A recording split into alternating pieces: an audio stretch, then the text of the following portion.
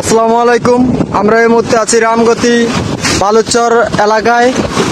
এখানে ঘূর্ণিঝড় রিমেলের কারণে যেই নদী শাসনের যে কাজটি চলতেছে, এখানে ওই বেড়িটি ভেঙে যাচ্ছে, সম্পূর্ণভাবে নদীতে বিলীন হয়ে যাচ্ছে এক এক ঢেউয়ে।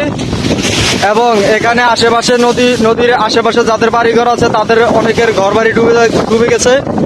এই যে দেখুন, অনেকে ঘর বাড়ি ছেড়ে দিয়ে আশ্রয়কেন্দ্রে চলে গেছে এবং নদীর যে কাজ চলমান ছিল তা বিঘ্ন ঘটেছে ইতিমধ্যে ঘূর্ণিঝড় রিমেলের কারণে।